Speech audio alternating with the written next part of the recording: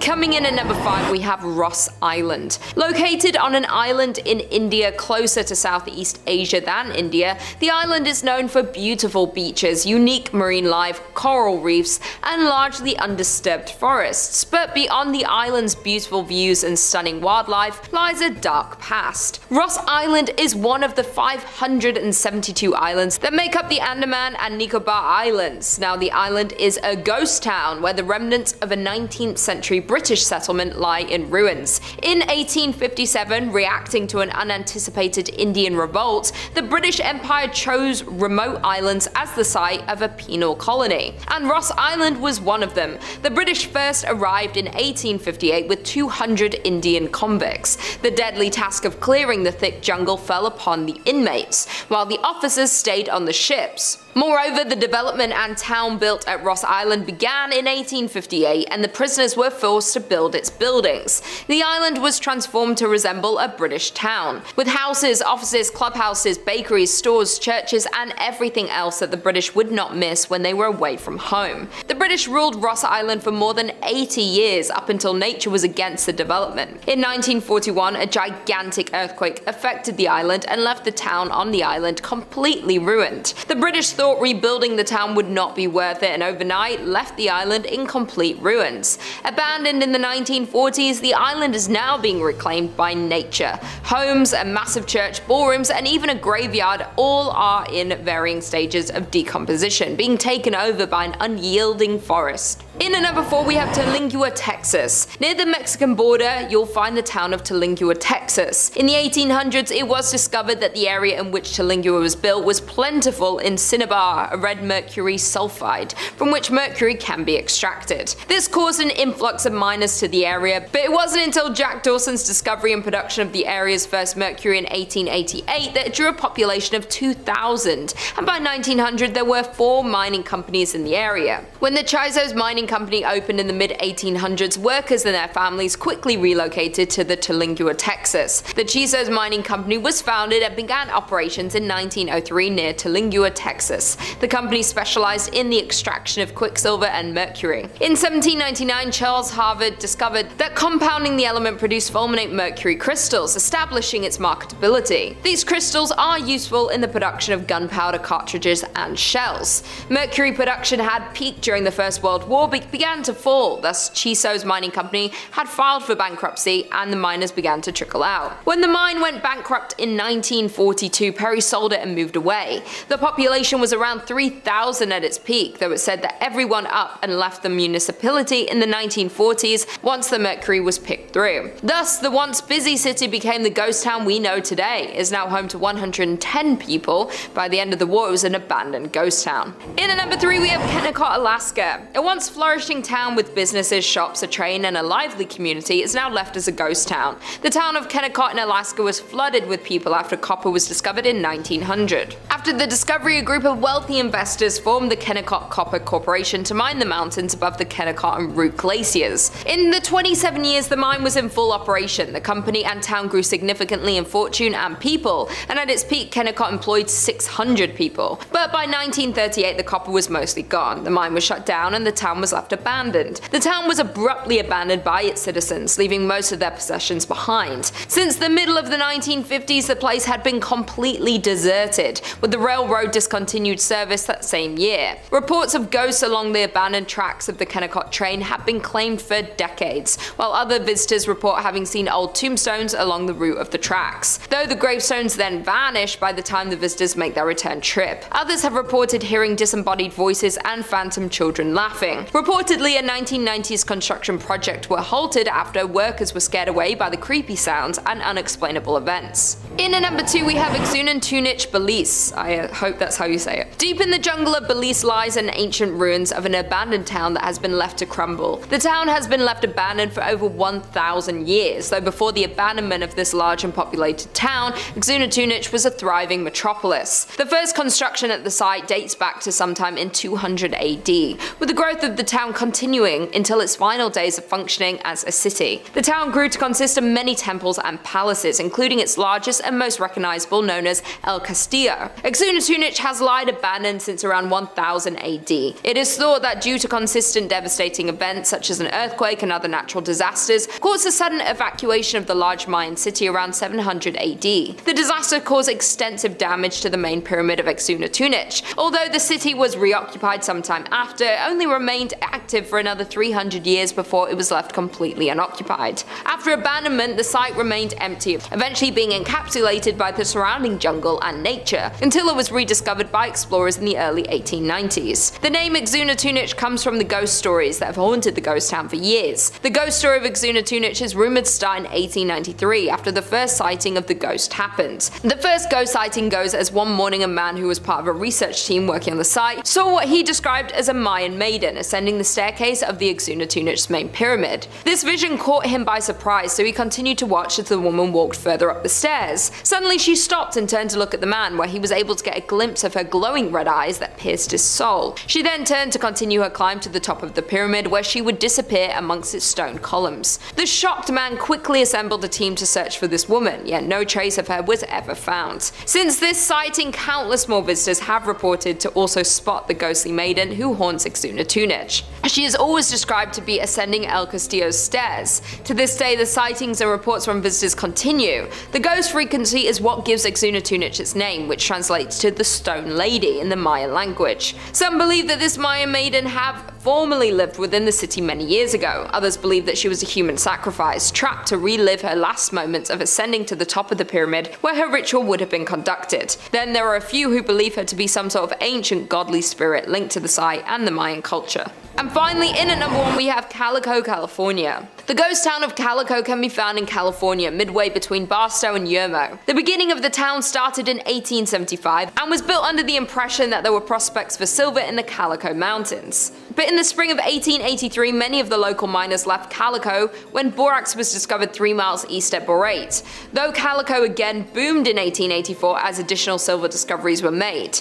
Gaining a population of some 2,500, the town supported 24 saloons and gambling dives that never closed, as well as more establishments such as the church, public school, dance school, and a literary society, along with dozens of retail businesses. By the late 1800s, Calico was bustling with prospectors searching for their fortunes, and the Calico mining district became one of the richest in the state. Calico's final decline began when the price of silver fell in the 1890s, but the break production kept it alive, even through the panic of 1906. They tried to hold on, and borax for a time substituted for the shiny metal that had been Calico's fortune. Calico kept churning out valuable minerals until it finally exhausted its supply in the 1920s. Calico was soon abandoned and left to gradually decay in the desert sun until little remained, but in 1951 it was purchased by the Walter Knott, an ex-miner, and rebuilt as a modern ghost town. He restored the town to mostly how it was, in certain cases rebuilding some of the old structures as they were back in the 1880s. Considered one of the top haunted locations in California, Calico has its fair share of ghost stories, when one of the most active and known ghosts of the abandoned town is Lucy Lane. Lucy is often seen in a black lace dress walking back and forth between her home and store. Others have allegedly seen phantom school teachers and other residents who have been known to grab visitors' legs or pinch their ankles. Some visitors have also reported seeing a floating red light inside the buildings, while other visitors have reported extreme cold spots throughout the mine and an eerie feeling in various places of the town. In at number 5 we have St. Elmo, Colorado. St. Elmo, Colorado was a former gold mining camp in Chaffee Country. Today it is one of the best preserved ghost towns in Colorado, as the entire district was placed on the National Register of Historic Places in 1979. The area was originally settled in 1878 and was made official in 1880, when gold and silver began to bring many people to the area. At one point the population reached more than 2,000 people. In 1881 the Denver, South Park, and Pacific Railroad came through the area and a station was built in St. Elmo. From here the tracks continued to Romney, Hancock, and through the historic Alpine Tunnel. St. Elmo was considered the main source of supplies arriving by train for the area settlers, and eventually several merchandise stores, 5 hotels, a telegraph office, a town hall, 5 restaurants, 2 sawmills, a schoolhouse, a weekly newspaper called The Mountaineer, and numerous saloons and dance halls filled the town. The miners worked at several mines throughout the area that were rich in silver, gold, copper, and iron, iron. In 1890, a fire destroyed the business section and the town was never entirely rebuilt. This was about the same time that St. Elmo's peaked in population with about 2,000 residents. Afterward, many of the mines were depleted and many miners moved out of the area. More mines continued to fail in the ensuing years and the closure of the Alpine Tunnel in 1910. The state of the structures paired with depleting mines led many in the community in search of new, more prosperous mining towns to call home. The railroad continued to run until 1922, and it has been said that the rest of St. Elmo's population rode the last train out of town, never to return.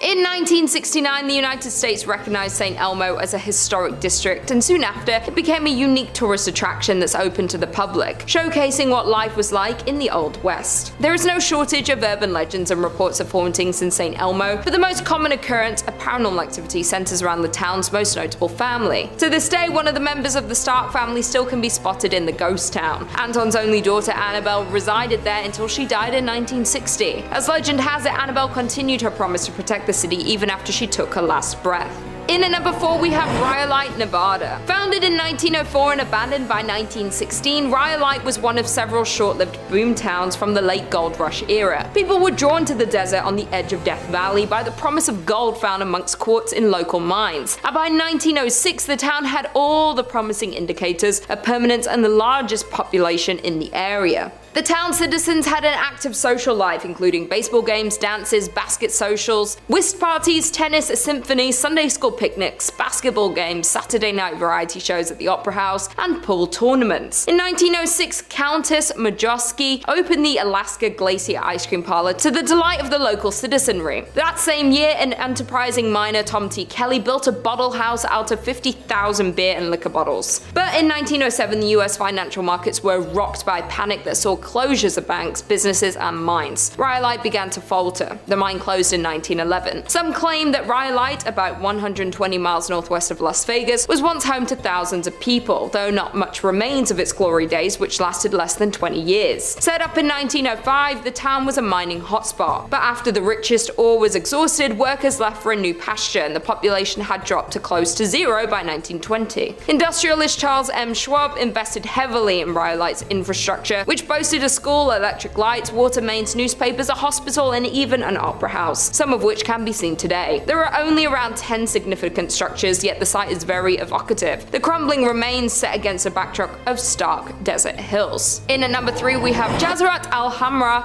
which is best known as the ghost town of the United Arab Emirates, is said to be the country's most haunted place, remaining a number of spooky events experienced by the locals and curious visitors. Jazirat Al Hamra is an abandoned village located to the south of the city of Ras Al Khaimah, one of the 7 emirates that form the UAE. The coastal territory is the region's best example of a pre-oil village, displaying 3 distinct types of early and mid-20th century Gulf architecture. The town of Ras Al Khaimah is the crumbling remains of a once thriving fishing village. The name translates to Red Island for the red and bronze color of the sand on which the town was built. The former tidal island was predominantly home to the Zab tribe, who by 1831 developed the area into a renowned pearling trade center. It was home to over 4,000 inhabitants and dozens of fishing and trading ships, and with its good fortune came expansion that continued well into the start of the 20th century. But by 1968, Al Jazirat Al Hamra became nothing more than an abandoned town, due to a clash between the tribe and Sheikh Saka bin Mohammed of Ras Al Khaimah due to some unclear reasons. Thus, most of them migrated to Abu Dhabi. The village consisted of 334 buildings, including 18 shops and 11 mosques, and is nearly unchanged since its people left in 1968. Al Jazirat Al Hamra, now filled-in patch of land in the south of Ras Al Khaimah, remained abandoned and untouched. However, rumor has it that this extraordinary quiet and silent village is extremely haunted by the jinns. People even gossip that they can hear the strange noise and disembodied voices near the beach of this ghost village. Many visitors also assert that they felt uneasy, like danger was lurking, waiting for them when they pressed on further into the haunted village. Some of them even claim to have reported seeing unexplainable handprints on the ruined pillars and walls, and experienced many more paranormal things within this haunted ghost town. In at number 2 we have Pyramiden, Norway. Some say that the Soviet town of Pyramiden, Norway was abandoned overnight, and for a good reason. Located in Svalbard, an archipelago situated between Norway and the North Pole, Pyramiden can be reached by boat from about mid-May until the beginning of October, when waters bordering the town are free from deep-sea ice. Established in the 17th century, the town was used as a base for whaling and walrus trapping. Though at the start of the 20th century the culture shifted to coal mining. At first, Pyramiden was a sleepy place with hardly any residents at all, but after World War II the Soviets allocated more money to the town. They constructed dozens of new buildings, including a hospital, a recreation centre called the Cultural Palace, and a large cafeteria. In the 1980s, the town's population reached its peak of more than 1,000 people, but not long, due to the wake of the Soviet Union's dissolution, the town would be left completely abandoned. As when the Soviet Union fell apart, mining stopped in Pyramiden, and the miners had to leave. On March 31st, 1998, the last coal was extracted from the mine, and the approximately 300 workers who still lived there began shipping out. The residents never returned, and today the town still stands much as it was when the last men departed. And finally, in at number 1, we have Batsto Village, New Jersey. There are around 28 known ghost towns in New Jersey, but this one has to be the most terrifying. Founded in 1766, the Batsto Village was built primarily to accommodate once prosperous ironworks. At the time, the site possessed 3 valuable resources: water for mills, abundant wood for charcoal, and naturally occurring bog iron. During the Revolutionary War, Batsto supplied the Continental Army with iron, while its remoteness protected it from British attack. In 1784, Batsto was bought by William Richard, whose family owned and operated the ironworks for 92 years. Following the discovery of coal and ore in Pennsylvania, in the 1840s the iron industry began to dwindle in the Batsto Village. Nervous they were going to run out of business, the Richards family exploited another abundant local resource, sand, to make glass. But in 1874, a house fire spread and destroyed the glass-making facilities, remaining furnaces, and 17 houses that were in the town. Due to the destruction of the glass facilities, the town of Batsto and the Richards family fell into bankruptcy.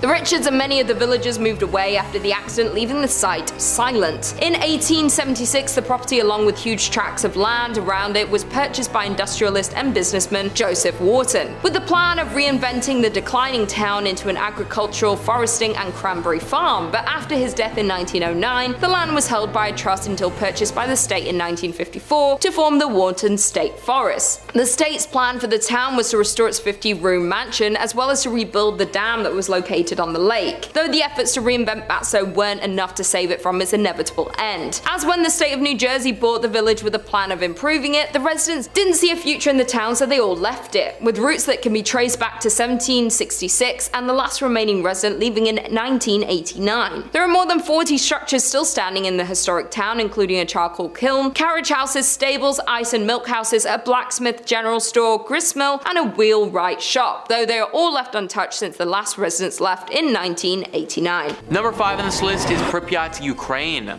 Once a growing and bustling Ukrainian city, Pripyat is now a shell of its former self and likely haunted. Located in northern Ukraine and about 90 kilometers from the capital of Kiev, the town used to have a community of 50,000 people. But in 1986, the Chernobyl power plant had a horrible disaster, and the nuclear fallout that ensued was catastrophic. The plant had 4 nuclear reactors, and on April 26, 1986, reactor number 4 blew up during a test. The Soviets were initially reluctant to make the disaster public, but had no choice when nuclear reactors 1,000 miles away in eastern Sweden began recording radiation levels 10 times higher than normal. Fire from the explosion had sent plumes of highly radioactive fallout across the USSR and Europe. Being just 2 kilometers away from the Chernobyl nuclear power plant, Pripyat and its residents was dangerously close to the nuclear fallout. The human body isn't made to withstand that level of radiation, and all areas near the blast had to be evacuated immediately. The town of Pripyat and all of its tens of thousands of residents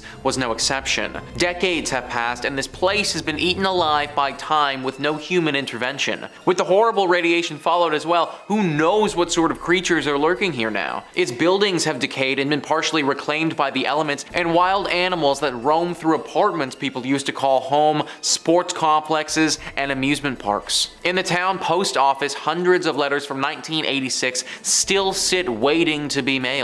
While radiation levels in Pripyat have dropped enough in recent years to allow former residents to make brief visits, scientists estimate that it could take several centuries before the town is once again safe for habitation. Number 4 on this list is Gunkanjima, Japan. Being 480 meters in length and 160 meters wide, this small island holds a lot of history and ghost stories. Just 15 kilometers from Nagasaki and in front of the Japanese coastline. In the late 1950s, the island had a population of over 5,200 people. The people that resided in the Gunkanjima island were mostly coal miners and their families. Since the island is so small, at its peak in population, it was once the most densely populated place on the planet, 9 times the population density of Tokyo. Now, the island is left completely abandoned and is effectively crumbling to pieces. The coal mining facility was previously called Battleship Island because its buildings and seawall make it resemble a warship. As for the island's fate, it was abandoned in the 1970s when petroleum fuels made coal obsolete. But abandoned does not mean empty, because the ghosts of the past have taken over the island and its buildings. The buildings were built by Korean and Chinese prisoners who were forced to work here from 1930 to just after World War II. The conditions of these forced laborers were hard, and some never made it back home. The people who worked here named the island Jail Island, or even Hell Island. After the war, the Japanese came to the island to work here themselves. In 1974, the mines started to run out of coal and people left the island. Soon, the island's uninhabited parts were reclaimed by nature. The weather conditions started affecting the concrete and buildings started falling apart. Sometimes people camped out here, but that was a very dangerous thing to do. The government wanted to discourage people from going over on their own and therefore decided to make it open to the public. Even though tourists are allowed to visit the island today, the echoes of the past still linger here, especially in the minds of the relatives of those forced laborers that have been forced to work here and inside the crumbling buildings. Fishermen who sail near the island claim they have seen strange flickering lights in the buildings, even though the island has no electricity. Strange noises have been heard and cold spots have been felt. People say they had the sensation of being watched, and there are some claims of people that have been touched by unseen hands. Nowadays, people who have visited say the decaying settlement contains so many items from the 70s that it almost looks as if people still live there. Day trippers beware, though, as exploring Hashima takes organization and many of the building structures are dangerously unstable. Number 3 on this list is Deception Island in Antarctica. Deception Island can be found just off the northwest Antarctic Peninsula in the South Shetland Islands. The island itself is quite remote and can only be reached by ship. The island was once known for being the safest harbor in Antarctica and used as a sealing and whaling station, having interested Britain, Chile, and Argentina for a place of science and military, where Britain ended up using it as a military base, but not for long, as it was deserted when volcanic activity destroyed it in 1960. Today, Deception Island is a popular Antarctic tourism destination and a scientific outpost for summer research teams from Spain and Argentina. With a history rich in destruction and conflict, the horseshoe-shaped landmass can leave visitors with more than a touch of nostalgia and even the uneasy feeling that the island is true to its name, that something here is not as it seems. Since it's been abandoned, the island is known to be a paranormal active hotspot, as many of the ghosts of Deception Island are plain to see, with abandoned scientific research stations, airplane hangars, whaling operations, and military bases being scattered around the island. Many who have visited Deception Island have said they felt uncomfortable, as though they're not alone in more ways than one, with many visitors having heard strange voices seemingly coming out of nowhere. Others claim to have seen shadowy figures. Strange orbs of light are commonly seen there as well, only adding to the mystery and intrigue of such a place. With no immediate way to escape the island, making the risks of visiting the island and interacting with paranormal activity a little scarier. Number 4 on this list is Craco, Italy. Even though the residents of Craco, Italy are long gone, the town on the hill remains abandoned. Located atop a 1,300-foot cliff overlooking the river valley below, the town was founded in the 8th century. Craco is only 40 kilometers inland from the Gulf of Taranto and a part of Italy's Basilicata region. The first written evidence of the town's existence shows that it was under the possession of a bishop named Arnaldo in 1060 AD. The town's oldest building, the tall Torre Normanna, predates the bishop's documented ownership by 20 years. The city emptied due to various natural disasters. In 1963, the people of Craco, Italy saw its first substantial landslide, though life went on and the town kept on expanding. Then another tragedy hit. In 1656, the Black Death began to spread, where hundreds died and the population dipped. Though the town lived on, in 1972, a flood made conditions even more precarious. Despite living conditions being harsh and dangerous, as well as numerous bandit raids, there were still many residents who refused to leave their beautiful city. Though, in 1980, an earthquake caused the town to be abandoned in its entirety. Now, Craco is effectively a ghost town, reduced to nothing but ancient ruins for half a century. It's an eerie look at a once thriving village that's now known as a ghost town. The oldest part of Craco, built on solid bedrock, still remains standing. As beautiful as Craco is, the land and location have proven not suitable for habitation. From its rich, tragic history and frozen in time as a medieval town, it's only safe to assume that the town is haunted by its past. And finally, number 1 on this list is Kennecott, Alaska. Built in 1903, the town of Kennecott was once bustling with people, full of workers who came to the town in search of wealth and work in the mines. There were businesses, shops, a train connection, and a lot of life. Then, in 1938, the town was abruptly abandoned by its citizens, leaving most of their possessions behind. Since the middle of the 1950s, the place has been completely deserted. In the Kennecott mines, it was not gold that people were digging for, like in so many other places, but copper. After copper was discovered in the area in 1900, a group of wealthy investors formed the Kennecott Copper Corporation to mine the incredibly rich veins in the jagged mountains. In the 27 years the mine was in full operation, the company made more than $100 million, and a company town grew around the mine. It grew quickly into a major town with a school, a hospital, a saloon, and a brothel. But by 1938, the copper deposits were mostly gone, the mine was shut down, and the town was abandoned. The railroad discontinued service that same year. Over the years, visitors exploring the ghost town and Kennecott historical landmarks have claimed they've seen tombstones just off the old dirt path and in places where the old copper railroad used to be. Widespread and well-known stories of hauntings along the old railway track have been reported from the region. Back in the late 1990s, the state of Alaska was said to have begun developing a government housing tract out along the trail that once marked the old copper railroads. But during construction, workers so regularly recounted phantom visions and disembodied voices of both children and adults along the old copper railroad that keeping work up became impossible. Eventually, things got even worse, with construction workers having seen the tombstones and heard the wails of the past miners. In addition, the workers started losing their tools right out of their tool belts and boxes. It was enough to frighten off even the boldest and bravest public workers that the whole project had to be cancelled. Coming in at number 5, we have Bodie, California. Located up in the Bodie Hills in Mono County, California, near Yosemite, in 1859, 4 miners found a good place to look for gold in the hills near the California-Nevada border. Bodie died in a blizzard not long after, but a small mining town sprung up at their camp. The town was home to 10,000 people.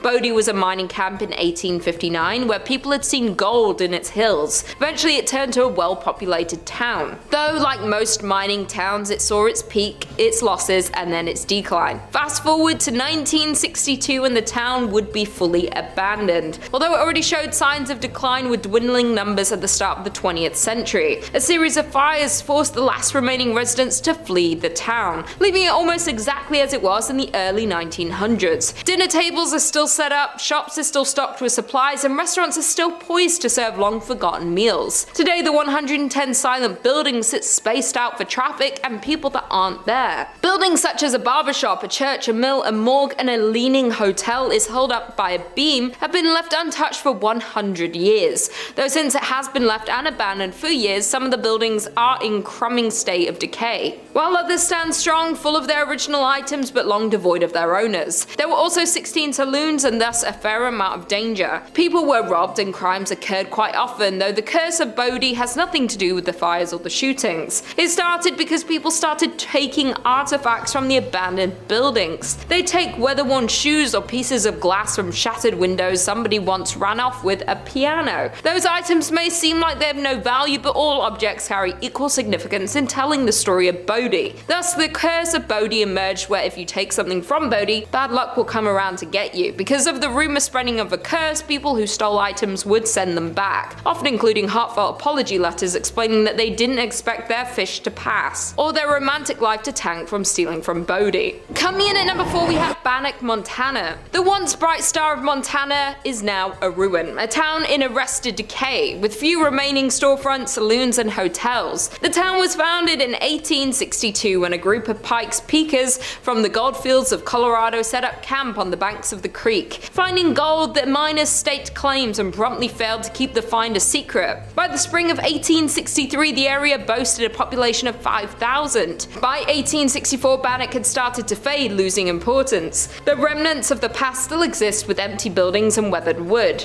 Today, over 60 structures remain standing, most of which can be explored. The town is known as a site for paranormal activity. It is known that ghosts of the abandoned town walk the streets of Bannack. The most common ghost story, though, is the story of Dorothy Dunn. In August 1916, Dorothy Dunn, her cousin Fern, and a friend waded into a dredge pond and stepped into deep water, but none of the three knew how to swim. Luckily, a passerby was able to save both Fern and the friend, but Dorothy was not as lucky. Today, the site of the tragic drowning is referred to as Dorothy's Hole. Sometime after the accident, Bertie saw a ghost of her friend upstairs in the hotel of the town. She recognized Dorothy by her long blue dress. Although Bertie rarely discussed the sightings, other visitors began to report seeing the spirit of a young girl in a long blue dress in the window of the hotel. Others have reported cold spots, and some have reported trying to speak to the girl in a long blue dress. Bannack was filled with adult workers, crimes, murders, and of course the notorious sheriff and outlaw Henry Plummer, whose vast gang terrorized and robbed southwest Montana for years. Henry Plummer was handsome, well-dressed, and charismatic. He was also able to gain the trust of the area miners and was soon elected sheriff of the community. However, little did the citizens of Bannack know, but their new sheriff led a secret band of road agents called the Innocents, who began to terrorize the travelers between Bannack and Virginia City, robbing and ending more than 100 men over the next several months. Once caught for his terrible actions, Henry Plummer met his fatal end at the hands of the town's citizens. Today, many say that the ghost of Henry Plummer haunts this old settlement. Perhaps he wants to avenge his name. In at number 3, we have Thurmond, West Virginia. The historic town of Thurmond, located in the heart of New River Gorge, was established by Captain William D. Thurmond in the 1880s. Captain Thurmond passed in 1910, but the town continued its growth. During its height in the 1920s, the town was flourishing with a number of businesses and facilities in the railway industry. Thurmond had 2 banks, 2 hotels, stores, a cinema, and offices, yet after a series of setbacks, Thurmond soon went from boom to bust. A number of factors played a role in the town's slow decline. The first problem was the increased rail competition and the emergence of cars. Then in 1930, a fire that led to the closure of the biggest hotel in the town, the Dunglen Hotel, only furthered the decline. The final fate of the town was the Great Depression, and by 1950, Thurmond was a ghost town. Thurmond saw a small revival during World War II when coal was in high demand, but it was not enough. Afterward, the coal fields began to play out. Today, Thurmond stands at just 5-person population, which is why it is nearly vacant ghost town, as the remaining residents either move on or pass away. The house and the land it sits on became the property of the National Park Service. Walking around Thurmond today is a sad reminder of the countless other boom towns which once thrived with human activity, but today are silent and forgotten. Many buildings have long since disappeared, either torn down or, as in the case of the well-loved hotel, burnt to the ground in suspicious circumstances. Many of the family homes lie in increasingly decaying condition, while some have disappeared altogether, leaving only behind a white picket fence and wildflowers which still blossom untended each year. The eerie atmosphere of Thurmond led many visitors to believe that this almost abandoned town is haunted. In at number 2, we have Cahaba Ghost Town. Alabama is home to many small towns. While some of these towns have very few residents, others are true ghost town because they've been completely abandoned. It's no secret that small abandoned towns give off an eerie vibe. As a matter of fact, one Alabama ghost town in particular that fits the bill is Old Cahaba. The small town of Old Cahaba is located in Dallas County. From 1820 to 1826, this small town served as Alabama's first state capital. Before the Civil War, Cahaba was a busy trade city located at the junction of the Alabama and Cahaba rivers. Over the years, floods and decay have affected this historical town. Thus, by 1900, the town was completely abandoned. Today, Old Cahaba is Alabama's most famous ghost town. Many buildings still stand, like the church, schoolhouse, and some houses. However, they have been left untouched for decades. You can still walk the streets of Cahaba and see the ruins and abandoned buildings, but make sure to keep your eyes peeled for the ghostly orbs that have been reported to appear in the garden maze at the home of C.C. Peggs. Additionally, many locals share similar ghost ghost stories from the ghost town. While it's known that Cahaba is filled with paranormal activity, one groundskeeper that works at the new Cahaba cemetery has reported hearing voices as they worked. While tourist groups claim to have recordings of unusual sounds, and others say they've captured unexplained lights or shadows in photographs. Another site that's reportedly haunted is the Barker House. This mansion was built in 1860 by Stephen Barker and contained slave quarters behind the house.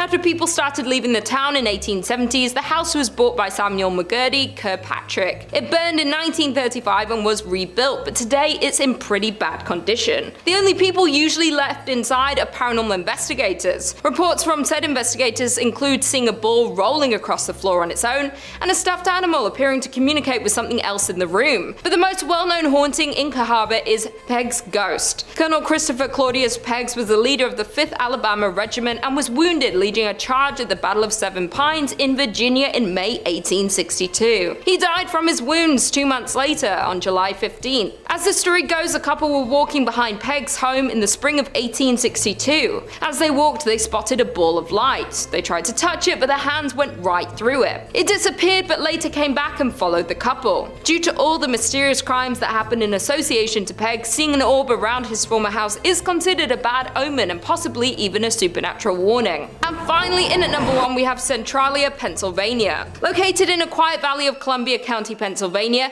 is one of the state's least likely and least publicized tourist attractions. Centralia, Pennsylvania, once thriving with 14 active coal mines and 2,500 residents in the early 20th century. But by the 1960s, its thriving business and population hit a decline, and most of its mines were abandoned. Still at that point, over 1,000 people still resided in the town, and Centralia was far from dying until a coal mine fire began below. In 1962, a fire started in a landfill and spread to the never-ending coal tunnels that miners dug thousands of feet below the surface. And despite repeated attempts to extinguish the flames, the fire still burns to this day. 20 years after the fire started, however, Centralia, Pennsylvania began to feel the effects of its underground fire, as residents started passing out in their homes from carbon monoxide poisoning. The trees began to die and the ground turned to ash. Roads and sidewalks began to buckle. But some residents didn't want to leave despite the health risks, and for the next 10 years, legal battles and personal arguments between neighbors became the norm. The local newspaper even published a weekly list of who was leaving. Finally, Pennsylvania invoked eminent domain in 1993, by which point only 63 residents remained. Officially, they became squatters in houses they had owned for decades. In 2013, the remaining residents, which were fewer than 10,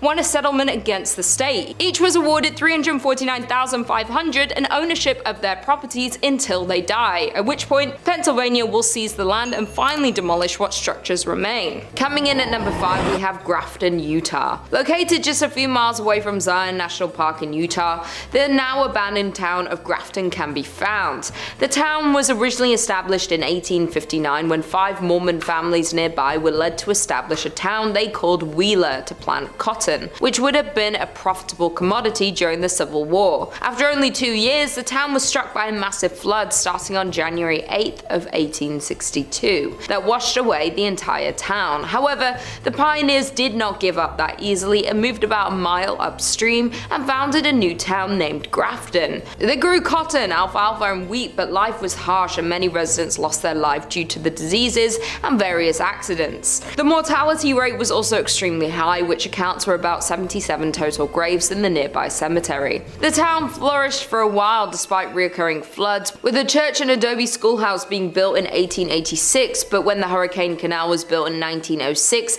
many families started to move to Rockville and Hurricane, and by 1920 only 3 families remained in the town, and in 1944 the town's last residents, Frank Russell and his wife Ellen, moved as well. And although the town is now well maintained by the non-profit volunteer organization of the Grafton Heritage Partnership Project, its dark past can still be felt when exploring the area. People have reported hearing ghostly footsteps over the creaky floors in the empty buildings, as well as the breath of ghostly souls on the back of their necks. The entire entire town gives visitors a feeling as if being watched, and the shadowy figures can sometimes be spotted in the windows. Another visitor of the ghost town visited the basement of the Russell home and claimed that they found a chair sitting in the middle of the basement with a mark on it as if someone had recently sat on it. They had been exploring for over an hour at this point and had not encountered another person on the way to town or the entire time they were there, but for some reason the print looked brand new, with not a single speck of dust on it. After filming for a few moments in the basement and recording into the silence, they felt a rush of air,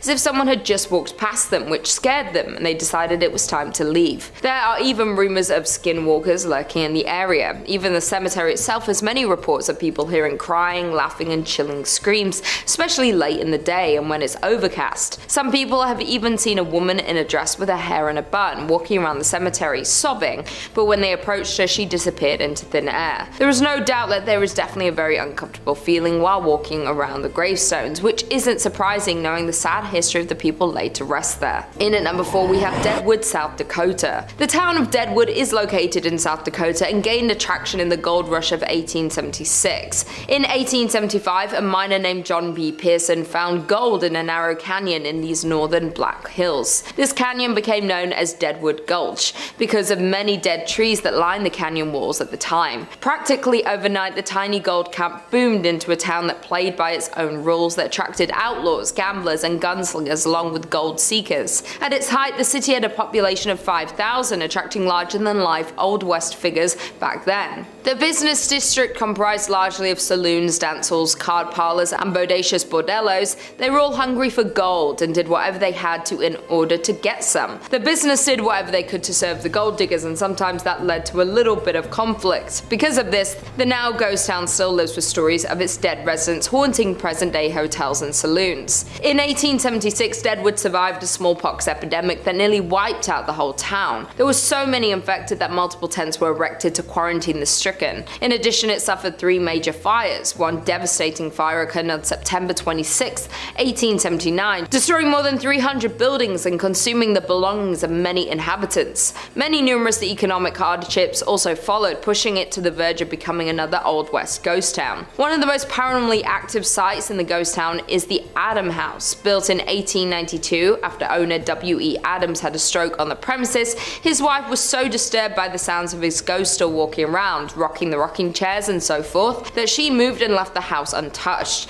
exactly as it was when he died. Now visitors and employees report having seen a rocking chair rock on its own, encountered a shadowy man standing at an upstairs window, and heard voices and footsteps in rooms throughout the house. In at number 3 we have Garnet, Montana. Found in Montana, the abandoned town of Garnet was another gold rush town that drew thousands of hopeful miners. Between 1862 and 1916, gold was mined from the area. During the peak of the town, it had hotels, saloons, schools, and stores in the midst of the town's biggest years. A 1912 fire burned down half of the town, and what was lost was not rebuilt. Many of the remaining structures were in poor condition even when they were lived in and regularly visited. This marked the decline of the town, as after 1917 the mine began to offer less and less, and by the time of World War I the town was almost fully abandoned. Garnet is perhaps the best preserved coast town in the state of Montana. There are plenty of people who believe the abandoned buildings are still home to some of the residents who once lived there. Some visitors have reported hearing laughter and music coming from Kelly's Saloon, which is the most common occurrence. I quote, "We didn't experience anything bordering on the supernatural during our visit, but we did find the beautifully preserved artifacts to be windows into Garnet's incredible past." Coming in at number 2 we have Jerome, Arizona. Located in Arizona, you will find the ghost town of Jerome. Once a copper mining town, Jerome was the 3rd largest town in the early 1900s. Its streets were filled with 37 saloons, 13 bordellos, and a meager 4 churches in 1917, and again in 1926 after a mine blast damaged the original. A series of ill-fated events at this site would almost lead one to call it cursed. When the Great Depression hit, conditions in the town took a sharp downturn. Plagued with man-made disasters and poor fortune, Jerome's population gradually dwindled from thousands to somewhere between 20 to 50 residents. Finally, in 1950, the town was abandoned for good. A number of visitors have recounted other mysterious sightings. Visual apparitions range from human-shaped figures that roam the halls and stairways of the old hotel to a friendly animal that is said to scratch and meow at the doors. Additionally, one of the town's most well-known ghosts is said to lurk at the town's community center. Formerly called Lawrence Memorial Hall, the building is more often familiarly termed Spook Hall due to several strange strange happenings. With all the other apparitions wandering about this historic town, the cemetery, of course, known as the most haunted place in the whole town. Visitors here have made numerous reports of dark figures moving about, the sound of ethereal footsteps, and the sounds of distant voices. The old cemetery includes graves dating from 1897 to 1942. And finally, in at number 1, we have Cerro Gordo, California. Cerro Gordo is a ghost town located in Death Valley and is considered one of the best abandoned places in California. Cerro Gordo means fat hills in Spanish. It was named this for the vast amount of silver it contained. By the end of 1869, the city flourished and became well known for its promising business. By 1871, Cerro Gordo was well established as a mining town. The American Hotel was completed that year, as were several other permanent structures, a general store, restaurants, and saloons.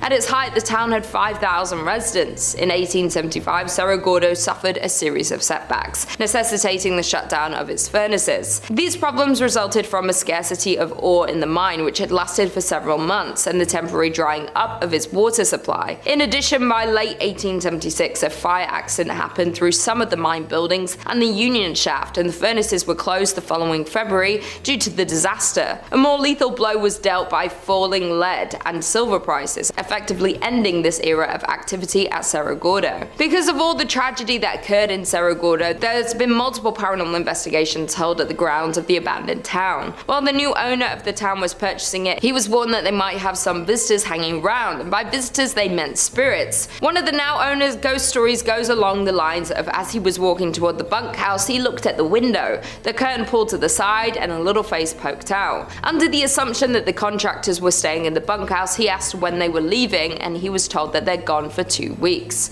So a little uneasy, he locked up the door and went for a hike. By the time he got back, the kitchen light was on, even with the lock still on the door. In at number 5, we have Batsto Village in New Jersey. Located in New Jersey, Batsto Village is a historic community centered around the Batsto Iron Works. The site was ideal for ironwork because there was water for mills, abundant wood for charcoal, and naturally occurring bog iron. The well-preserved and lovingly restored village dates back to 1766. As the operation of ironwork grew, so did the village. There were mills, cottages, and over 3 dozen structures and buildings still remain, many from the early 1800s. But by mid-1800s, iron production declined due to the discovery of coal ore. As the need for iron declined, then glassmaking was pursued by the town, but at that point the population already started to dwindle. When Joseph Wharton purchased the property, he primarily focused on forestry and agricultural endeavors. After Joseph Wharton passed in 1909, the property was managed by a trust. The state of New Jersey began buying the land in the 1950s. The last resident to leave the town left in 1936, but not before strange disappearances occurred. According to local legend and a bunch of conspiracy theorists, Ong's hat offers a portal to a different dimension. In the 1970s, a few professors from Princeton fled there after being mocked by their quantum physics theories. This was when they claimed to have discovered interdimensional travel. According to other local legends, the devil is the 13th born son of the Leeds, the first inhabitants of New Jersey. Mother Leeds gave birth to a healthy baby, who within minutes transformed into this beast. This old ghost town is said to be a hotspot for the Jersey Devil activity, and in the last 50 years there have been numerous reports and encounters with the beast in this area. Some of these encounters include strange tracks along with hearing screams just outside of the village. One sighting of the Jersey Devil comes from a group that saw the creatures crossing the street in front of them. When visiting the village, some say you can feel his presence as if he's walking right behind you. In at number 4, we have Bodie, California. Located up in the Bodie Hills in Mono County, California, near Yosemite, in 1859, 4 miners found a good place to look for gold in the hills near the California-Nevada border. Bodie died in a blizzard not long after, but a small mining town sprung up at their camp. The town was home to 10,000 people. Bodie was a mining camp in 1859 where people had seen gold in its hills. Eventually, it turned into a well-populated town. Though like most mining towns, it saw its peaks, its losses, and then its decline. Fast forward to 1962 and the town would be fully abandoned. Although it already showed signs of decline with dwindling numbers at the start of the 20th century, a series of fires forced the last remaining residents to flee the town, leaving it almost exactly as it was in the early 1900s. With the dinner tables still set, shops are still stocked with supplies, and restaurants are still poised to serve long-forgotten meals. Today, the 110 silent buildings sit spaced out for traffic and people that aren't there. Buildings such as a barbershop, a church, a mill, a morgue, and a leaning hotel are held up by a beam and have been left untouched for 100 years. Though it has been left abandoned for years, some of the buildings are in a crumbling state of decay, while others stand strong, full of their original items but long devoid of their owners. There were also 60 saloons and thus a fair amount of danger. People were robbed and crimes occurred quite often, though the curse of Bodie has nothing to do with the fires or the shootings. It started because people started taking artifacts from abandoned buildings. They take weather-worn shoes or pieces of glass from shattered windows. Somebody once ran off with a piano. Those items may seem like they have no value, but all objects carry equal significance in telling the story of Bodie. Thus, the curse of Bodie emerged. If you take something from Bodie, bad luck will come around to get you. Because of the rumor spreading of a curse, people who stole items would send them back, often including heartfelt apology letters, explaining that they didn't expect their fish to pass or their romantic life to fail from stealing from Bodie. In at number 2, we have Ludlow, Colorado. Located about 12 miles north of Trinidad, Ludlow, Colorado is a ghost town known for an infamous event in 1914. A former mining camp, it was the location of the Ludlow Massacre. Beginning in 1910, the resident coal miners grew unhappy over their dangerous working conditions and began to debate a strike. By 1913, a strike had begun, much to the dismay of owner John B. Rockefeller. On April 20th, 1914, there was a massacre in Ludlow, where the Colorado National Guard and Colorado Fuel and Iron Company guards attacked miners, burning their tents to the ground. Known as the Ludlow Massacre, 25 people lost their lives. The massacre was the height of the Colorado Coalfield War, which began a year earlier in 1913. Two coal mining counties, Las Animas and Huerfano, were the centers of the conflict. The United Mine Workers of America led the strike against the Colorado Fuel and Iron, owned by Rockefeller. They were upset over the horrible working conditions. Both parties led attacks back and forth over the years. Today, the old company town of Ludlow still stands as a ghost town, and the site of the tent city is also kept reserved, now under the care of the United Mine Workers of America. A monument to the deceased was also built by the Union at the site. In addition, the cellar where so many innocents perished is still in place. The doorway can still be seen and the dark depths of the pit can still be viewed, though this isn't recommended as many people who visit the abandoned ghost town report a strange feeling when looking through the doorway, and even worse, possible whispers around them with an unexplainable source. And finally, in at number 1, we have Helltown, Ohio. The abandoned town known as Helltown can be found in the Cuyahoga Valley in Ohio. There sits an eerie, deserted town known by locals to be haunted. No people live in the area anymore, though there are still remnants of the lives of former residents left behind. The whole town is surrounded by hazardous roads that seemingly lead to nowhere. Locals believe this was done to confuse any wandering explorers. But the Helltown Church seems to have inspired the town's ominous name. The tiny white church is in the center of Helltown and is central to all local theories. Some say the church was a place of worship for practicing Satanists who still lurk around the closed-off roads, hoping to recruit unwelcome visitors. Others believe the town was evacuated after a chemical spill that resulted in bizarre mutations of the residents and animal population. The legend of the Peninsula Python stems from this theory. There even sits an abandoned school bus in the town with legends of its own. The story goes that the bus was carrying a group of high school students who were going to one of the ski resorts near Boston when an elderly woman flagged down the bus. She was in a panicked state and explained that there was a young boy in her house who was seriously hurt. The bus driver, in an attempt to help, turned down her driveway and drove into the woods, hoping to help the boy. When the bus approached the house, Satan worshippers swarmed it and sacrificed all those on board. The bus sat back there for over 30 years, standing as a warning to all who decide to venture into Helltown. A local paranormal investigator set out to research the abandoned town, and to his surprise, what he discovered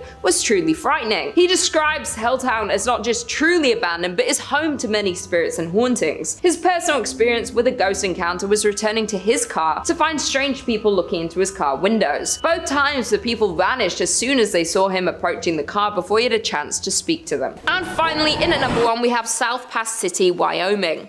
Only about 10 miles north of the Oregon Trail is the shell of a town that used to be a busy gold mining camp. Established in a small valley along the banks of Willow Creek, the town was born in 1867. The town was built there because gold was discovered in the Wind River Mountains. By 1868, South Pass City boasted over 250 buildings, 1,000 people, and hundreds of claims. The town was extremely busy as its half-a-mile-long main street boasted numerous hotels, restaurants, general stores, 2 newspapers, doctors, a bowling alley, and dozens of saloons. The mining district continued to grow to as many as 3,000 residents. Miners looking for investors and newspapers promoting further settlement in the area exaggerated the region's amount of gold. But for South Pass City, its great success wouldn't last, and just 2 years after its establishment would begin to show its first signs of declining. Hitting a fall in early 1869, the town resurged briefly after outsider capital was poured into the area, but would fall again as expenses and hardships to recover the gold proved too costly for most miners. By 1872, the town was only occupied by only a few hundred people. In the end, South Pass would become a permanent ghost town. By 1949, the last of the pioneer families had moved on from South Pass City, and the buildings had fallen into disrepair. The grounds of the old town are known to be haunted, and Highway 287 that follows the route of the Oregon Trail over South Pass, which is the reason South Pass City ever existed, has had its fair share of ghost sightings. According to a local ghost story, a woman was driving home from a long day in Denver. Her friend had fallen asleep in the passenger seat. After passing through Jeffrey City, the driver spotted a dark, hunched figure walking toward the road in the sagebrush. About a half-mile later, she saw the same figure closer to the road. She noted his pig coat as he became clearer. About a half-mile later, still thinking about this man and his surprising reappearance, she reached over to wake her friend and request she take a turn driving. As her friend awoke, she saw the same man at the edge of the road, just crossing the white line onto the highway next to the car. Screaming, they accelerated away and compared descriptions. It was certainly the same man. Bannack, Montana. Coming up first on our list of abandoned towns that might be home to something sinister is Bannack, Montana. This town is a notable hotspot for paranormal enthusiasts, due in part to featuring on Zach Bagans' ghost adventures, and if he was involved, you know it's legitimate. It was founded in 1862, when John White discovered there was gold on Grasshopper Creek, and the bells rang and all the prospectors rushed into them hills to strike gold and make it big. After that fortunate discovery, Bannack became your typical gold rush community in the Wild West. That means a lot of people with missing teeth and big straw hats came in to come swing pickaxes at rocks looking for gold. An onset of prospectors and money meant that two-bit hoodlums and varmints were soon to follow. The roads leading up to Bannack became a dangerous place, where holdups, robberies, and all kinds of high noon trouble became common. It became infamous as one of the most dangerous parts of Montana. The route leading into it had more robberies than any other stagecoach route in the country at the time. And the wildest thing about this already pretty Wild West tale is that the leader of the outlaws that had been raiding the stagecoaches on Bannack was Bannack's own sheriff. That is incredible. That's an M. Night Shyamalan twist. Certainly explains why they were able to get away with it for so long. Now, with such a storied and troubled history of violence surrounding the town, is it any wonder that it's speculation that it's haunted? By the late 1860s, Bannack's gold rush began to fade, and it started to lose importance as a mining community to bigger things like Virginia City. While there were still people living in it all the way up until the 1950s, its trade diminished greatly. Less gold, less money, less people, less crime, fortunately enough, but less of a community. Eventually, the last few residents were displaced, and the town would be converted into a state park. You can visit the decaying town now, kept preserved as if people should live there but don't. In a way, Bannack is much like these lives of all those prospectors and hopefuls, cut short tragically, existing now just as a spooky memory of a different time. And if you're looking for more spooky stories, well, Top 5 Scary has all of that and then some. We've got a little bit of everything that freaks you out. Aliens, cryptids, ghosts, goblins, conspiracies. If it's spooky, we've got a video or two on it. So hit subscribe, make sure you hit that bell, and don't miss a single scream out of us. But hey, do that at the end of this video, okay? I got way more ghost towns coming up for you. Well, 4. I got 4 more ghost towns coming up for you. Number 2, Varosha, Cyprus. Coming up next on our list is going to be Varosha in Cyprus. Once a shining playground for the glitzy and glamorous, this paradisal resort in the Mediterranean was a popular spot for the celebrities of yesteryear in the 1970s to get away from it all and put their feet up and stop worrying about the daily stresses of having a lot of money and being a movie star. That kind of lifestyle's taxing. The suburbs enjoyed a thriving tourist economy, with the golden sands and beachfront hotels being a force in enticing people to come. Of course, fame is fleeting, and nothing in this world lasts forever, like celebrity resort towns. In 1974, Turkey would invade Cyprus and occupy the north in a response to a Greek nationalist-led coup. So the 15,000 people that lived in Varosha all up and fled the city in terror, leaving everything behind as it stood. Unfortunately, years of political strife and controversies in the area kept Varosha's residents from ever returning to their homes, leaving the city to rot in open air and decompose into a wasteland. One look at Varosha and it just seems like a tragic waste, trying to wrap your head around the money, livelihoods, industry, all just lost forever. It's a very eerie feeling looking at the photos of Varosha, seeing the earth try to take the city back. Buildings crumbling, trees sprouting through the bottom floors of cafes and restaurants. Well, why not just go in, fix the place up a little, sweep up, clean it? Well, decades of neglect have done inconceivable damage to the infrastructure. The city has crumbled and wasted away so much that experts estimate that it would take upwards of $12 billion to make the decrepit city livable once again. So for the time being, it'll probably remain as a time capsule, frozen from better years where things were bright for this forgotten city. Number 1, Oradour-sur-Glane. Our final entry for this list today is going to be the somber story of the village of Oradour-sur-Glane, an abandoned town in France, infamous for being host to one of the worst massacres in French history during the Second World War. It's believed that the attack was an act of revenge because of the village's support of the resistance. So as retaliation, German soldiers rounded up 642 residents and killed them, and burned the houses to the ground. Some were fired at, while others were locked in a church that was burned. The only people from the village who managed to survive the horror were those that played possum and fled out into surrounding forests after the invading soldiers had all left. After the war had ended, nearby, there was a new Oradour-sur-Glane built nearby. But the original village, what's left of it at least, was ordered to be left untouched by President Charles de Gaulle, who insisted the village must be left standing as a monument to honor the dead who had been wrongfully taken too early. So, not quite a ghost town in the sense that there's stories of hauntings or chills through the night, but haunting in a certain sense, definitely. In 5th place, we have Isla de las Muñecas, Mexico. Decided to kick off today by being an overachiever. This is an entire abandoned island. The island of the dolls in Mexico is like something straight out of a horror movie, but my kind of horror movie. Located on Texuelo Lake, it is home to hundreds of hanging, slowly decaying dolls, thanks to a man named Don Julian Santana. Over 50 years ago, Don Santana left his wife and child and moved onto an island on Texuelo Lake in the Exoquimilicos canals. According to him, a young girl actually drowned in the lake in the 1950s, and Don Julian Santana devoted his life to honoring this lost soul by collecting and hanging up dolls by the hundreds. Eventually, he transformed the entire island into a doll-infested wonderland. Now, he began collecting lost dolls from the canals and the trash near his island home. He's also said to have traded produce he grew to locals for more dolls. Don didn't really clean up the dolls or attempt to fix them, but he rather put them up with missing eyes and limbs, covered in dirt, and generally in whatever ramshackle state he found them in. Even when dolls arrived in good shape, the wind and weather turned them into cracked and distorted versions of themselves. Don also kept his cabin filled with the dolls, which he dressed in headdresses, sunglasses, and other various accessories. Despite the fact that most people found the island frightening, Don saw the dolls as beautiful protectors, and he welcomed visitors, whom he would, show around, charging a small fee for taking photos. In 2001, Don Santana was found drowned in the same area in which he believed that small child had passed away. According to legend, the dolls in the island are haunted by the spirits of the dead girl, and perhaps even by Don himself. Okay, who wants to go on a road trip with me? Anyone? Oh, thanks. In 2nd place, we have the island of Poveglia.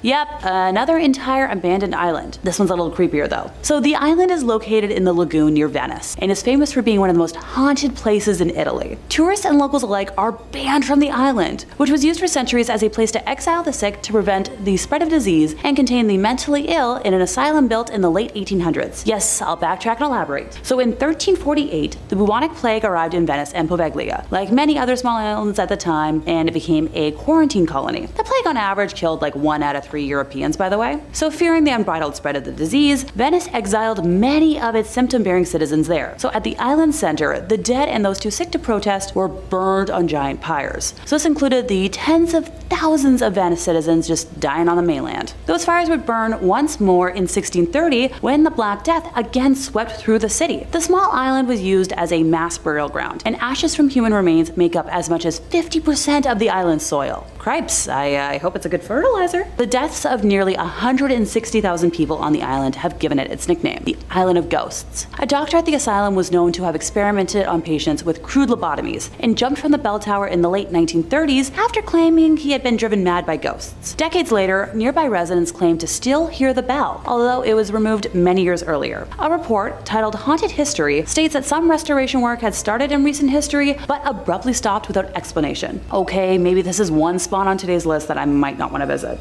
And in first place, we have St. Elmo in Colorado. St. Elmo is a ghost town and allegedly the best preserved ghost town in all of Colorado, while also boasting the most hauntings and paranormal activity of any ghost town in the state. The town was a major gold and silver trading center and the hub of life for many pioneers, outlaws, and miners for decades. So it was originally called Forest City, but St. Elmo was settled in 1878 and became an official township in 1880 with the arrival of the first post office. So the residents of the town were forced to change the name because there were already too many forest cities in the area. So gotta applaud the originality. St. Elmo went through a massive gold rush, reaching the height of its population of 2,000 residents in only 10 days. The majority of the town worked in one of the 4 local mines. The Mary Murphy mine was the most profitable mine and the longest operating, having produced over $60 million worth of gold while it was in operation. When the mines began to close down, the town began to dwindle. The Mary Murphy mine continued to operate until 1922, but was shut down when the railroad was abandoned. Postal service was discontinued in 1952 after the death of St. Elmo's postmaster. Now for the fun part, ghost stories. I saved the best for last for a reason. The most famous ghost of St. Elmo is Annabelle Dirty Annie Stark, not to be confused with the beloved Annabelle doll. This Annabelle is the descendant of Anton and Anna Stark, who arrived in St. Elmo with the Pacific Railroad in 1881. Anton was a section boss in the mines, while Anna ran the Home Comfort Hotel located on Poplar Street and the general store. Oh, and both structures are still standing today. Anna Stark was known as a cruel and harsh woman who never allowed her 3 children, Roy, Tony, and Annabelle, out in the town to mingle or work alongside what she deemed the simple town folk. Annabelle grew up attractive and passionate for the town, and her love of St. Elmo was fierce. After the death of her mother, Annabelle and Tony inherited the hotel, and the once impeccably clean establishment fell to shambles. So along with the decline of the town, Annabelle began to lose her grasp on reality. The town soon called her Dirty Annie because she would emerge in filthy clothing and her hair was in a tangled mess all the time. Finally, free of the harsh rule of her mother, most people assumed this was her quiet rebellion. Residents remember strolling the main street with her firearm loaded and hung over one shoulder, ready to protect the town from anyone who dared to threaten it. Since her death, it is told she can still be found roaming the streets. Only a short while after Annabelle had passed away, the hotel was left to a family friend whose grandchildren were playing inside the hotel, when suddenly all of the doors slammed shut and the temperature dropped 20 degrees. The children cried and screamed, and finally the room returned to the outside temperature, and the door slowly swung open. Oh, that's not the only ghost story. Don't worry. A woman skiing down Poplar Street at dusk was struck by a peculiar sight of a lovely-looking woman in a long white gown glaring out of the second-story window of the Home Comfort Hotel. Now, the skier was shocked. She knew the owner of the hotel was on vacation, and nobody was supposed to be inside. As she turned to see what the woman was eyeing, she noticed snowmobiles approaching. So, sidebar, snowmobiling is illegal in St. Elmo, so the skier went and advised the group, who promptly apologized and went back where they came from. When she turned back to look at the hotel, the woman in the window was still watching, and she lowered her head, nodded at the skier, turned and vanished before her eyes. So curious and in disbelief, the skier went back the next day to find every window and door were locked. When the owner of the hotel returned, the 2 women searched the property with nothing to be found. So was it Annabelle keeping watch?